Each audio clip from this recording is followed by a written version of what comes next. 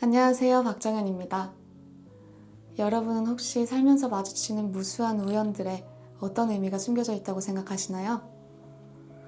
누군가는 그저 스쳐 지나갈 뿐인 우연을 기적 같은 인연으로 바꾸는 건 어쩌면 그 우연을 귀하게 여기는 마음일지도 모르겠습니다. 저는 오늘 이 다정한 호기심에서 출발한 이야기를 해보고자 합니다. 본 콘텐츠 제어드림의 글은 AI를 기반으로 작성된 그림을 사전에 말씀드립니다.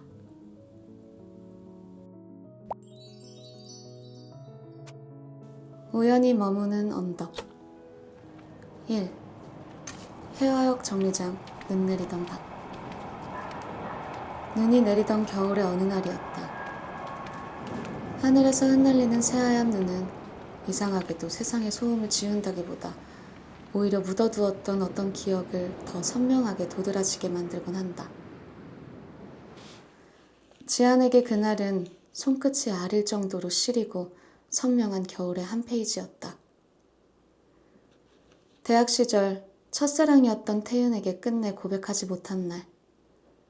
사랑이라 부르기에도 끝이라 부르기에도 애매한 감정이 목구멍에 턱 걸려 숨을 쉴 때마다 하얀 입김으로 새어나왔다. 지안은 꽁꽁 얼어붙은 해화역 버스 정류장 벤치에 혼자 웅크려 앉아 몰아치는 찬바람을 핑계삼아 소리 없이 눈물을 훔치고 있었다. 그때였다. 거센 눈발을 뚫고 차도 쪽으로 위태롭게 뛰어드는 길고양이 한 마리가 보였다. 브레이크 밟는 날카로운 파차름과 동시에 누군가 미끄러운 눈길을 거칠게 달려가 그 고양이를 품에 안아들었다. 흩날리는 눈보라 사이로 숨을 가쁘게 몰아쉬던 남자는 당시 수의대 본과생이었던 선우였다. 잠깐, 정말 찰나의 순간이었다.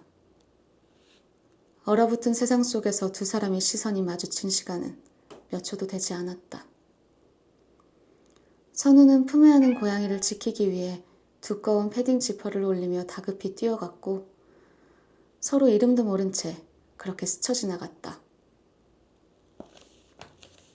하지만 그 시린 겨울거리에서 뺨이 벌겋게 얼어붙은 채 고양이를 소중하게 안고 뛰어가던 그 남자의 뒷모습은 지안의 마음속에 지워지지 않는 따뜻한 잔상으로 남았다.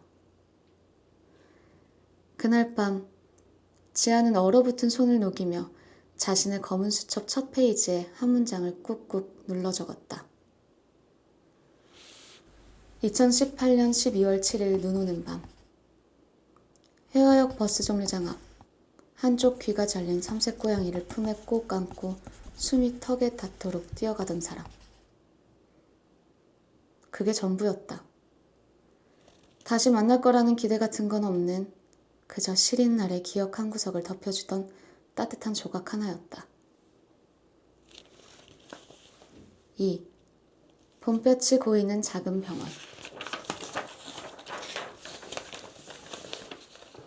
겨울 내 쌓였던 눈이 녹아내리고 얼어붙었던 골목길 담벼락 위로 붉은 매화가 봉우리를 터뜨리는 봄이 찾아왔다. 서울 한복판과 맞닿아 있지만 이상하게도 이곳 언덕마을은 봄바람마저 다른 곳보다 한 박자 늦고 느리게 흘러가는 듯했다. 최선우는 그 조용한 마을 초입에서 작은 동물병원을 운영하고 있었다. 봄볕을 받아 누렇게 바른 간판과 오래된 아파트 상가처럼 소박한 내부. 33세 선우는 이 포근한 계절에도 늘 무채색의 얇은 셔츠 차림에 말수가 적은 사람이었다. 먼저 주민들에게 살갑게 다가가는 편도 아니어서 마을 사람들 사이에서는 그저 늘 가운을 단정하게 입고 있는 말수 적은 선생님으로 통했다. 사람들과 깊게 얽히는 것을 피하는 듯한 그에게선 묘한 벽이 느껴지기도 했다.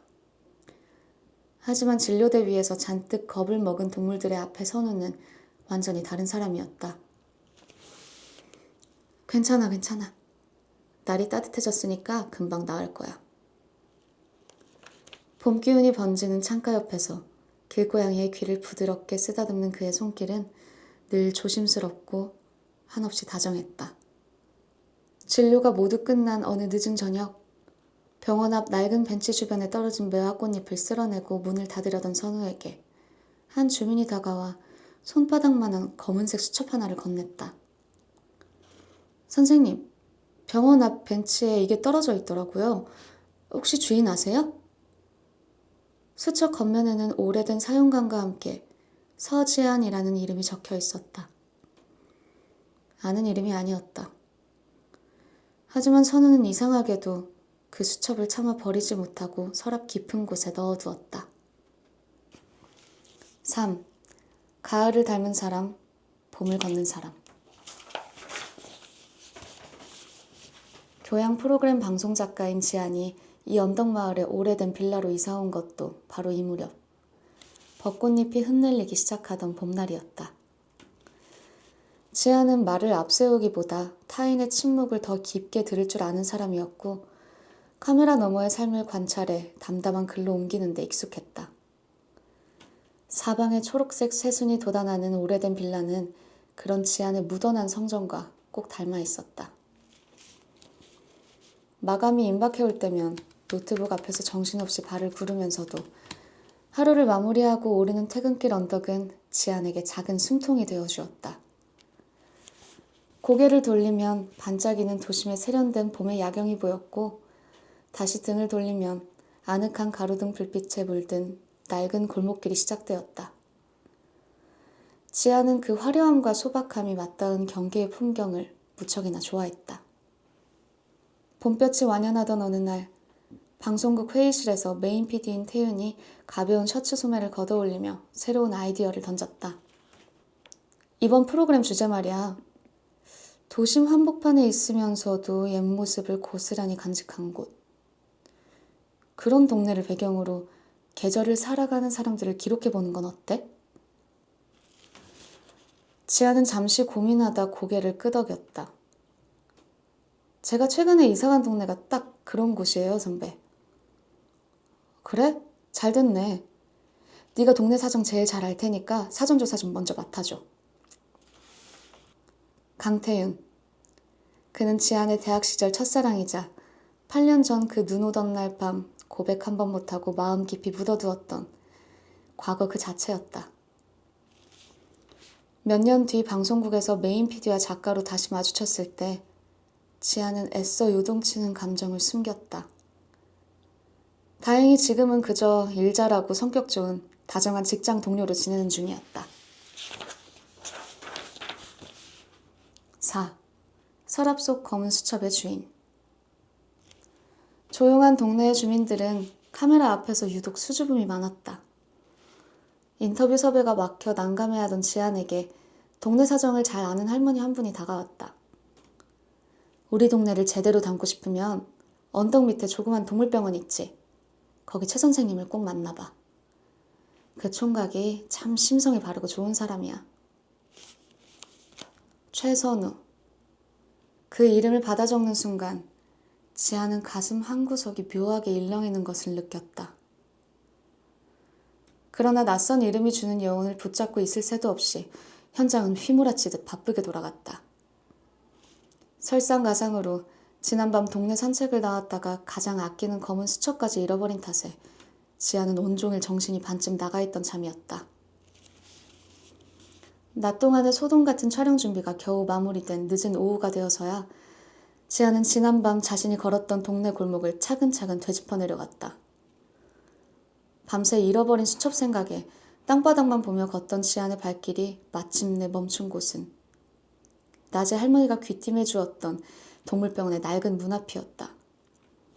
어쩌면 밤길에 이 근처 벤치에 떨어뜨렸을지도 모른다는 마지막 희망을 걸고 지아는 조심스럽게 그 문을 열었다. 딸랑이는 작은 종소리와 함께 들어선 병원 내부에는 은은한 소독약 냄새와 오후의 잔잔한 햇살이 비껴들고 있었다. 그 한가운데에서 하얀 가운을 입고 유기견의 발을 조심스레 살피던 선우가 천천히 고개를 들었다. 두 사람의 시선이 허공에서 온전히 맞닿은 순간이었다. 지아는 숨을 고르며 조심스럽게 말을 건넸다. 저 혹시 여기에 검은색 작은 수첩 하나 안 들어왔을까요? 겉면에 이름이 쓰여 있긴 한데. 선우는 문가에 선 지안을 가만히 응시했다.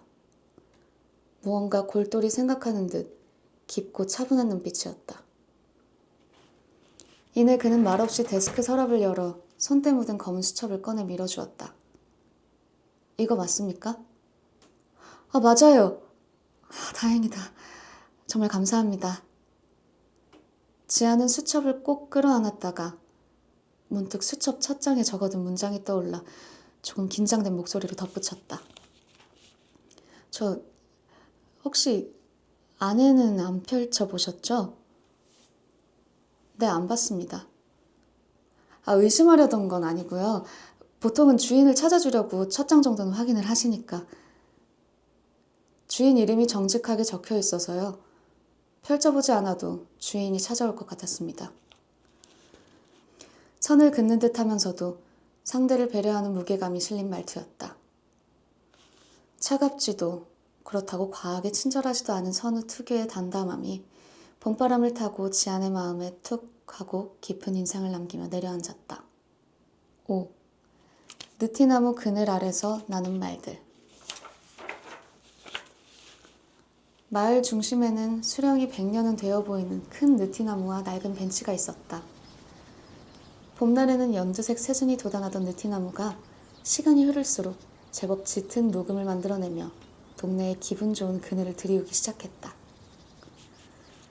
퇴근 후 그 서늘한 나무 그늘 아래 앉아 책을 읽거나 캔커피를 마시는 것은 선우의 오래된 습관이었다. 그리고 이 동네로 이사 온 후 해가 부쩍 길어진 초여름의 길목에서 지안 역시 노트북을 들고 나와 원고를 쓰는 공간이기도 했다. 두 사람은 그 큰 나무 아래에서 자주 마주쳤다. 처음에는 옷깃만 스치는 가벼운 목례였다. 안녕하세요. 네, 안녕하세요. 그 다음에는 날씨에 대한 짧은 한마디였다.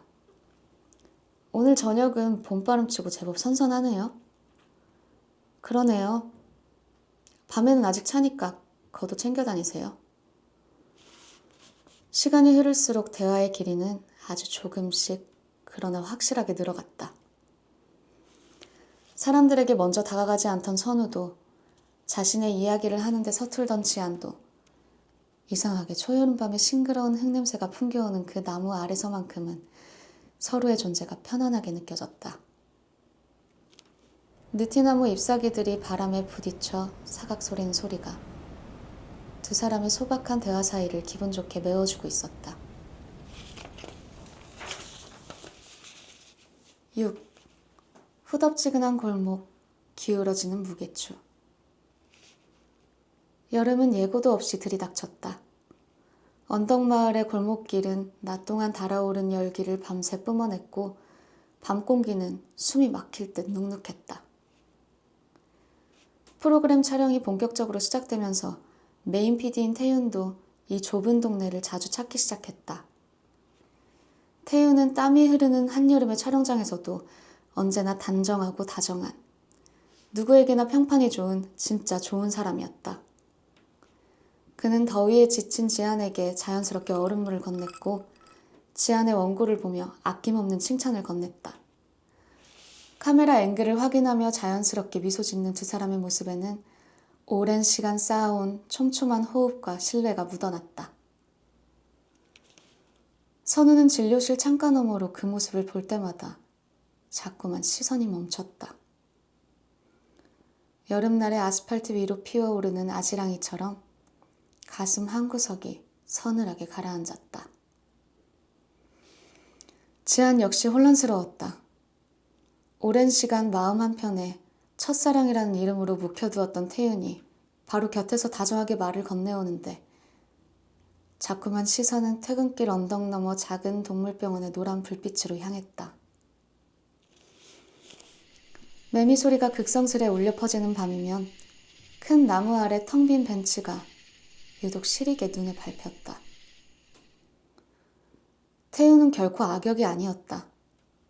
오히려 지안을 진심으로 아끼는 든든한 선배였기에 이 잔잔한 삼각관계는 누구 하나 미워할 수도 탓할 수도 없는 애틋한 무게를 지닌 채 조용히 후덥지근한 골목 사이로 번져가고 있었다. 7. 8년 전 겨울이 보내온 답장. 매섭던 더위의 기세가 한풀 꺾이고 저녁이면 제법 선선한 바람이 뺨을 스치는 늦여름과 초가을의 경계였다. 어느 날 저녁 큰 나무 아래 벤치. 지아는 선우를 가만히 관찰하며 조심스럽게 원고 소재에 대한 이야기를 꺼냈다. 가을을 준비하는 느티나무 잎사귀들이 바람에 부스럭거렸다. 선생님을 보면 참 다정하신데 사람들에게는 늘 조금 거리를 두시는 것 같아요. 동물들을 대할 때와는 다르게요. 선우는 찬바람이 섞여오는 밤바람을 맞으며 잠시 침묵했다. 가로등 불빛 아래로 씁쓸한 미소가 스쳤다. 동물들은 핑계를 대지 않으니까요. 사람은 그렇지 못할 때가 많지만. 그의 말에 담긴 깊은 상처를 느낀 지아는 무언가 결심하듯 가방에서 손에 쥐고 있던 검은 수첩을 가만히 내려다보았다. 그리고 비밀스러운 상자 하나를 여는 심정으로 조심스레 고백했다. 저도 말주변이 없어서 늘 도망치기만 했어요. 아주 예전에 좋아하던 사람한테 고백 한마디 못하고 정류장에서 울었던 날처럼요. 근데요, 선생님. 그 서럽던 날에 이상하게 잊히지 않는 장면 하나를 선물 받았어요. 신기하게도 그 기억이 너무 따뜻해서 지칠 때마다 꺼내보다가 결국 글을 쓰는 작가까지 됐네요. 지아는 수첩의 맨 첫 장을 펼쳐 선우의 시선이 머무는 벤치 위에 가만히 밀어두었다. 잉크로 꾹꾹 눌러 쓴 오래된 문장. 선우가 그 문장을 읽는 순간 시선이 얼어붙었다. 8년 전 그 시린 겨울, 자신이 수의대생 시절 해화동 로터리 차도에서 구조해 밤새 치료했던 바로 그 고양이였다. 날짜와 장소 그리고 고양이의 생김새까지 완벽하게 일치했다. 가을밤의 서늘한 공기를 타고 기억의 소용돌이가 거세게 휘몰아쳤다. 당시 정류장 벤치에 웅크려 혼자 서럽게 울고 있던 한 여자의 실루엣이 번개처럼 스쳐 지나갔다.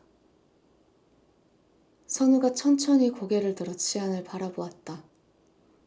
늘 일정한 거리를 유지하며 가라앉아 있던 그의 눈동자가 걷잡을 수 없이 흔들리고 있었다. 혹시... 네? 그날 8년 전 그 눈 오던 날 밤에 해화역 정류장에 있었습니까? 이번에는 지안의 눈동자가 커졌다.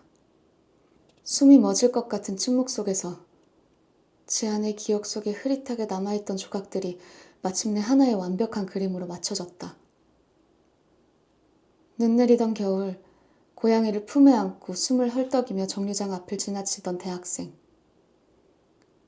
그 남자의 눈빛이 지금 눈앞에 있는 선우의 눈매와 완벽하게 겹쳐졌다. 선생님이었어요? 두 사람은 한동안 어떤 말도 얹지 못했다. 거대한 서울 한복판에서 이름도 모른 채 아주 잠시 스쳐 지나갔던 그 무명의 인연이 가을이 내려앉기 시작한 이 작은 언덕마을에서 다시 마주한 것이다. 벤치 위로 툭 떨어진 가로등 불빛만이 두 사람의 경이로운 침묵을 가만히 비추고 있었다. 8. 습관을 지우고 피어난 자리. 그때는 그 사람이 누군지 전혀 몰랐어요. 그냥 다정한 사람이라고만 생각했어요. 지안이 조용히 고백하듯 말하자 선우는 믿기지 않는다는 듯 허탈하면서도 환한 미소를 지었다. 묻혀있던 먼 과거의 기억이 마침내 지금 눈앞의 지안과 완벽하게 겹쳐진 순간이었다. 그 여학생이 지안 씨였군요. 선우가 나직하게 읊조렸다. 까맣게 잊고 지냈다고 생각했는데 수첩을 보는 순간 떠올랐습니다. 그날 밤 정류장에서 세상이 무너진 것처럼 울던 단발머리 여자애가요. 이상하게 그 뒤로도 눈이 올 때마다 가끔 생각이 났었는데 그게 지한 씨였을 줄은 몰랐습니다. 그날 이후로도 며칠간 특별할 것이 없는 가을 날들이 더 쌓였다. 선우가 아픈 유기견을 돌볼 때 지한이 말없이 따뜻한 캔커피를 건넸고 어느 날 오후 갑작스럽게 쏟아진 가을 소나기 아래 우산 하나를 나눠 쓰고 걷기도 했다. 어깨가 부딪힐 듯 가까운 거리에서 지한은 명확히 깨달았다. 자신이 오랜 시간 태훈에게 가졌던 감정은 진정한 사랑이 아니라 매듭짓지 못한 미련이 만들어낸 오랜 습관이었다는 것을. 그리고 이제 자신의 마음이 온전히 선우를 향해 흐르고 있음을 말이다. 선우 역시 누군가를 잃은 슬픔 뒤로 굳게 닫아걸었던 마음의 빗장을 지한을 향해 조금씩 그러나 기꺼이 열기 시작했다.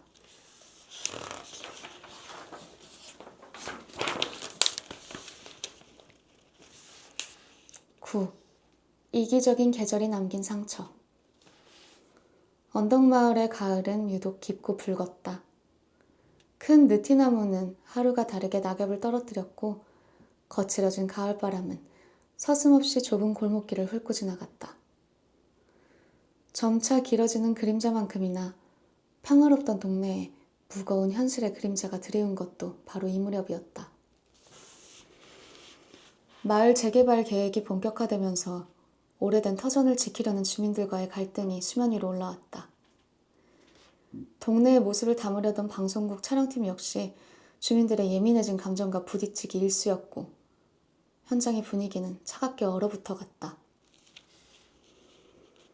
그 중에서도 가장 큰 문제는 선우의 동물병원이었다.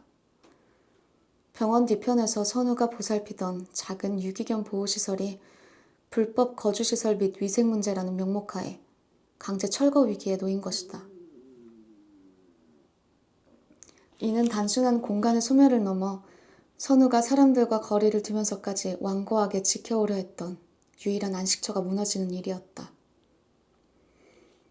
최 선생, 이참에 그냥 다 정리하고 조용한 교회로 나가는 게 어떻겠나. 어차피 여기 붙잡고 있어봐야 남는 것도 없을 텐데.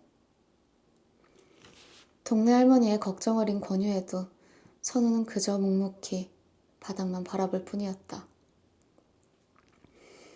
굳게 담은 입술 끝에 드리운 씁쓸함은 잃어버릴 터전에 대한 슬픔 그 이상을 말하고 있었다. 그날 밤 지아는 부쩍 차가워진 가을바람에 코트깃을 여미며 동물병원을 찾았다. 불이 꺼진 진료실 안 선우는 차가운 바닥에 주저앉아 나이든 유기견을 멍하니 쓰다듬고 있었다.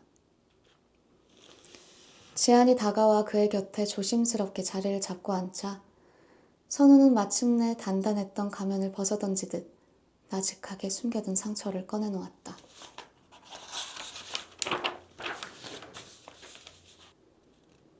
예전에 제가 수의사가 되고 얼마 안 되었을 때 자식처럼 온 마음을 다해 돌보던 유기견 아이가 있었습니다. 참 순하고 착한 아이였어요. 치료를 무사히 마치고 정말 좋은 분들인 줄 알고 입양을 보냈는데 선우의 시선이 허공의 한 점에 멈췄다. 기억을 떠올리는 것만으로도 가슴이 옥죄어 오는 듯 그의 숨소리가 무거워졌다. 얼마 못 가 그 사람들이 귀찮다는 이유로 아이를 연고도 없는 먼 시골 길거리에 그냥 버렸더군요. 며칠을 굶으며 헤매던 아이가 결국 차가운 도로 위에서 차에 치여 숨을 거두었다는 소식을 듣고 달려갔습니다. 차갑게 식어버린 아이를 제 손으로 거두면서 그때 뼈저리게 느꼈습니다. 아프다고 말 한마디 못하는 생명보다 웃으면서 그 생명을 짓밟는 사람의 마음이 훨씬 더 무섭고 잔인하다는 걸요. 가을밤의 공기를 타고 선우의 목소리가 아프게 떨려왔다. 그 뒤로는 사람이 무서워졌습니다. 언제 변할지 모르는 사람의 마음을 믿느니 차라리 아프면 아프다고 소리밖에 못 지르는 동물들을 지키며 살겠다고 결심했죠. 그래서 사람들과 적당히 담을 쌓고 살았던 건데 결국 이 보호소마저도 사람들의 이기심 때문에 허물어지게 생겼네요. 선우가 왜 그토록 사람들에게 벽을 치고 살았는지, 왜 그 다정한 눈빛 뒤에 늘 씁쓸함을 숨겨두고 있었는지 지아는 온전히 이해할 수 있었다. 그는 인간이 싫었지만 인간의 이기심에 희생되는 동물들을 차마 외면할 수 없어 이 외로운 싸움을 해온 것이었다. 지아는 말없이 선우의 거칠어진 손등 위로 자신의 따뜻한 손을 가만히 포개어 얹었다. 창밖으로 바스락거리며 굴러가는 낙엽 소리만이 두 사람 사이에 흐르는 아픈 침묵을 다정하게 감싸 안아주고 있었다.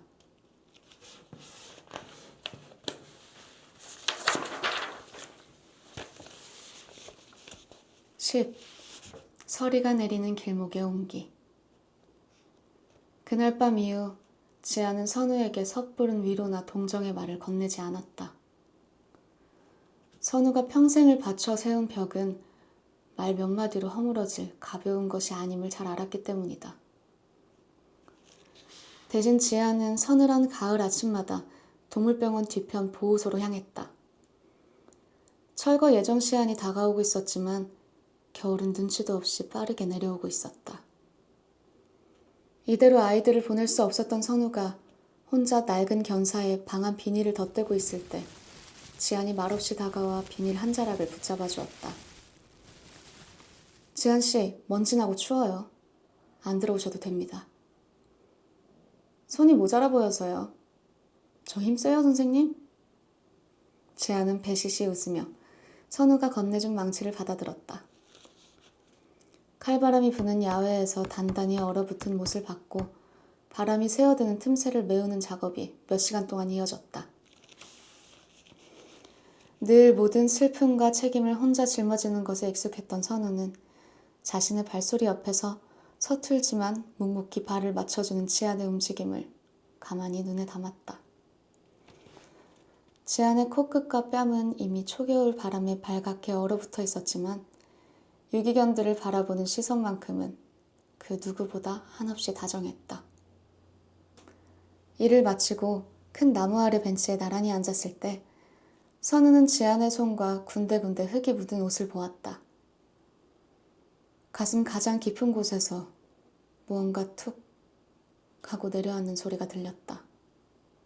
평생 사람을 믿지 못해 걸어 잠갔던 마음의 빗장이 소리 없이 풀리는 순간이었다. 선우는 품 안에서 아직 식지 않은 따뜻한 캔커피를 꺼내 지안의 손바닥 위에 조심스럽게 올려주었다. 고맙습니다, 지안씨. 내 곁에 있어줘서. 선우의 말에 지안은 커피캔을 콕 쥐며 환하게 웃었다. 가을의 끝자락, 차가워진 공기 속에서도 두 사람이 나누는 숨결만큼은 그 어느 때보다 따뜻하게 부딪히고 있었다. 지안의 온기가 선우의 오랜 상처를 천천히 그리고 다정하게 보듬어 안아가고 있었다. 11. 가벼워진 마음에 첫눈이 내리면. 보호소의 무사한 이전을 지켜보며 언덕마을에 완연한 겨울이 찾아왔다. 느티나무는 어느새 잎사귀를 모두 떨구어 앙상한 가지만 남았고 가로등 불빛은 다가올 첫눈을 재촉하듯 더 시리고 투명하게 바닥을 비추었다. 지안이 쓴 언덕마을 다큐멘터리 프로그램은 마을 사람들의 따뜻한 연대와 선우의 보호소 이야기를 진솔하게 담아내며 세간에 큰 울림을 주었다. 덕분에 보호소는 지자체의 공식 지원을 받아 안전한 터전으로 이전할 수 있게 되었고 마을의 위기는 따뜻한 기적으로 마무리되었다.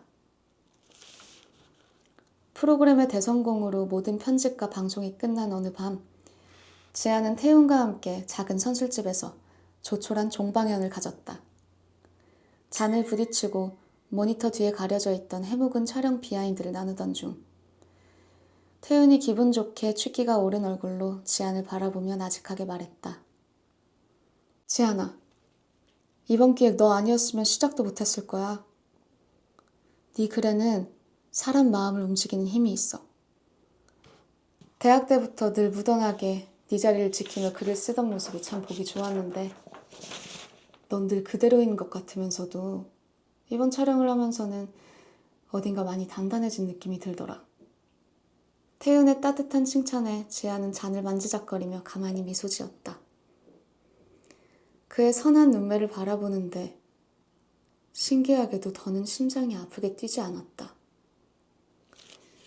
8년 전 고백 한마디 못한 채 이 남자의 등 뒤에서 숨죽여 울던 23세 서지안이 비로소 완전히 흘러가고 있음이 느껴졌다.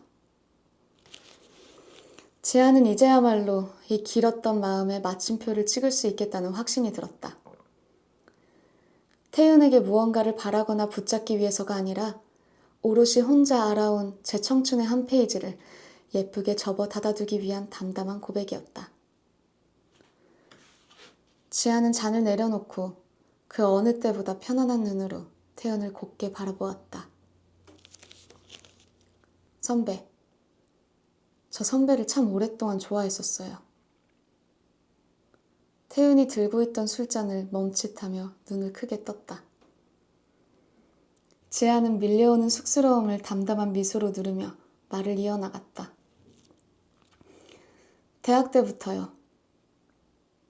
고백 한번 못해본 게 미련이 돼서 제 마음이 습관처럼 선배 곁에 머물렀던 것 같아요. 이번 촬영을 하면서 깨달았어요. 내가 선배 곁에서 작가로 일했던 건 어쩌면 끝내지 못한 숙제를 계속 붙잡고 있었던 걸지도 모른다는 걸요. 하지만 이제는 제 마음이 어디로 가야 하는지 확실히 알았어요. 선배 덕분에 좋은 글을 쓰는 작가가 될 수 있었어요. 고마워요, 선배. 태윤은 깜짝 놀란 듯 멍하니 지안을 바라보다가 이내 지안의 눈에 서린 단단하고 투명한 확신을 읽어냈다. 그 고백이 자신을 흔들기 위함이 아니라 진심 어린 작별 인사라는 것을 알아챈 태윤은 씁쓸하지만 이내 가장 태윤다운 다정한 미소를 지으며 잔을 들어올렸다. 몰라줘서 미안하고 말해줘서 고맙다, 지안아. 그리고 네 마음이 향한 그곳이 어디든 행복해라. 8년 전에 지독했던 첫사랑이 마침내 두 사람의 따뜻한 우정으로 마침표를 찍는 순간이었다. 가게 문을 열고 나서자 유독 차고 시원한 밤 공기가 코끝을 스쳤다. 오랜 미련을 제 손으로 단정하게 매듭지은 지안의 마음은 밤 공기만큼이나 맑고 선명하게 가라앉아 있었다. 주머니에 찔러놓은 손끝이 조금 시려웠지만 지아는 망설임 없이 발걸음을 재촉했다. 제 마음이 가야 할 진짜 목적지가 어디인지 너무도 잘 알고 있었기 때문이다. 골목길 모퉁이를 돌아 큰 나무 아래로 들어섰을 때 벤치 위에는 벌써 하얀 서리가 얇게 내려앉아 있었다. 첫눈이 내릴 듯 잔뜩 움츠러든 공기 한가운데 두꺼운 코트깃을 올린 선우가 서 있었다. 늘 혼자서 쓸쓸한 겨울을 견디던 남자가 이제는 다가올 누군가를 맞이하기 위해 온전히 그 자리를 지키고 있는 것이었다. 가로등 불빛 아래로 지안의 발소리가 나지막하게 울렸다. 선우가 천천히 고개를 돌려 다가오는 지안을 가만히 눈에 담았다. 지안은 선우의 발치에서 두어 걸음 떨어진 곳에 멈춰섰다. 코트 주머니에 손을 깊숙이 찔러 넣은 채 선우를 올려다보는 지안의 눈빛은 부쩍 차가워진 밤 공기와 달리 더없이 따스했다. 오래 기다리셨어요, 선생님? 선우는 지안의 입가에서 부서지는 하얀 숨결을 가만히 바라보다 이내 코트 주머니에서 미리 준비해둔 따뜻한 캔커피를 꺼내 지안에게 내밀었다. 지안이 주머니에서 손을 꺼내 그것을 받아들 때까지 선우는 묵묵히 온기를 나누던 가을날의 방식 그대로 지안의 곁을 지켰다. 얼마 안 됐습니다. 지안씨 손이 너무 차네요. 선우가 건넨 캔커피를 두 손으로 감싸주자 기분 좋은 온기가 손바닥을 타고 번져나갔다. 지안은 커피캔의 따스함에 손을 녹이며 조용히 고개를 끄덕였다. 그러게요. 오늘따라 이런저런 생각하면서 동네까지 천천히 걸어왔더니 찬바람이 부는 줄도 몰랐나 봐요. 정말 완연한 겨울이네요. 하얗게 부서지는 숨결 너머로 저를 기다려준 남자를 바라보았다. 그의 다정한 눈빛을 마주하고 있으니 걸어오는 내내 털어내고 온 마음의 흔적들이 비로소 완벽한 과거가 되었음이 실감이 났다. 지아는 한결 가벼워진 목소리로 나직하게 말을 이었다. 사실 오늘 오래 미뤄뒀던 마음의 숙제를 하나 끝내고 오느라 조금 늦었어요. 마음에 줄곧 얹어두었던 무거운 짐이었는데 이제야 다 내려놓은 것 같아요. 선우는 그 미소 속에 담긴 깊은 해방감을 가만히 읽어냈다. 지안이 말하는 숙제가 무엇인지 굳이 캐묻지 않는 대신 툭 던지듯 나직하게 말했다. 내려놓았다니 다행이네요. 이젠 좀 가볍습니까? 네, 엄청요. 진작 내려놓을 걸 그랬나 봐요. 지안이 장난기가 살짝 섞인 얼굴로 배시시 웃어 보였다. 선우의 깊은 눈동자에도 부드러운 호선이 그려졌다. 8년 전 겨울 해화역 정류장에서 홀로 외롭게 울고 있던 단발머리 여자애. 그리고 상처로 가득했던 자신의 삶에 다시 포근한 봄을 데려와 준 사람. 지안을 담아내는 선우의 시선에는 더 이상 쓸쓸한 벽도 한 줌의 망설임도 남아있지 않았다. 선우는 지안에게로 한 걸음 더 가까이 다가섰다. 두 사람 사이의 거리가 좁혀지자 가로등 조명 아래로 하얀 입김이 몽글몽글 섞여 흩어졌다. 선우가 지안의 눈을 지그시 응시하며 천천히 입을 열었다. 좋아합니다, 지안씨. 길고 장황한 수식어는 없었다. 하지만 그 어떤 말보다 묵직한 진심이 겨울 공기를 타고 낮게 내려앉았다. 8년 전 겨울의 시린 우연이 사계절의 긴 궤적을 돌아 마침내 완벽한 필연이 되는 순간이었다. 지아는 가슴 가득 밀려오는 벅찬 행복감에 눈가를 붉히면서도 이내 환하게 미소 지으며 선우가 내민 손을 꼭 맞잡았다. 저도요, 선생님. 마주잡은 손바닥 사이로 따스한 온기가 스며들었다. 그 순간 거짓말처럼 하늘에서 새하얀 첫눈이 내리기 시작했다. 시리도록 차가운 계절의 한복판이었지만 마주잡은 손이 전해주는 온기 덕분에 두 사람이 함께 맞이하는 새로운 겨울은 그 어느 때보다 포근하고 따뜻하게 빛나고 있었다.